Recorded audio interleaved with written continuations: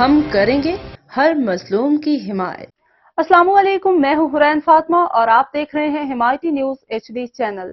نظر ڈالتے ہیں آج کی اہم خبروں پر۔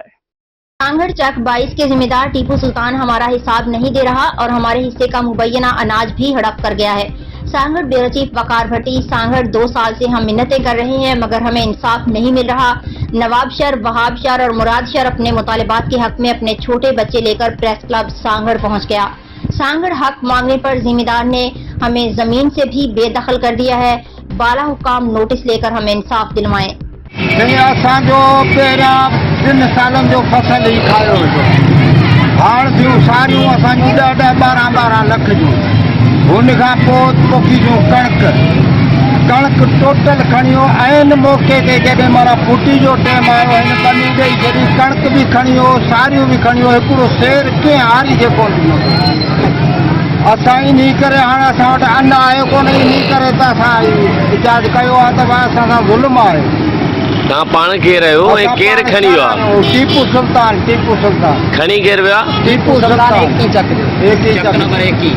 नंबर 1 घणी कणिक हुई तव्हांजी? कणिक कंहिंजी 150 मणा कंहिंजी 250 मणा ईअं आहे। आड़े ग़रीबनि कोलियूं अचनि नथा चाहिनि, उहे चवंदा असां बदबासी ग़रीब आहियूं, मिसकीन आहियूं। असां अॼु हुननि जे घर वियासीं, उहो न आया। ठीकु आहे, असांखे इंसाफ़ खपे, ॿियो असांखे कुझु बि न खपे। ठीकु आहे, जेको असांजो जेको अन्न थींदो आहे उहो अन्न खपे। चइनि 5 सालनि खां वठी किराए ते पियो हलाए, किराए वारो हिसाबु आहे सॼो ई।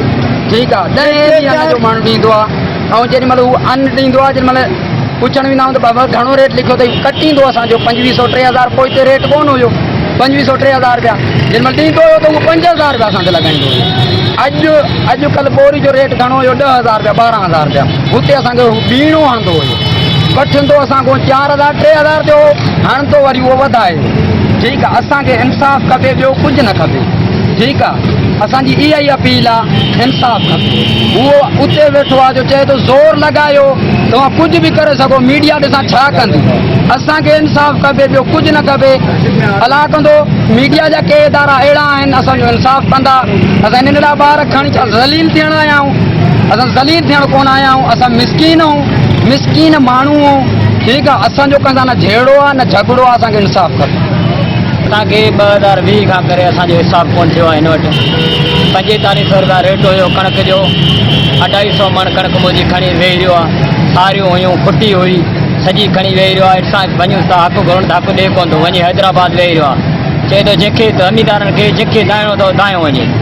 असां जेॾीमहिल हक़ु वठण विया जंहिंखे चवणो अथव चओ वञे, कुझु बि नथो ॾिए। गोदाम भरिया पिया आहिनि, 3000-4000 मण रोड जे मथां, टीपू साहिब जे ॻोठ जे मथां गोदाम लॻो पियो आहे। 4000 मण गोदाम में अन्न पियो आहे, जो उहो सॼो असांजे हारनि जो अन्न उते पियो आहे।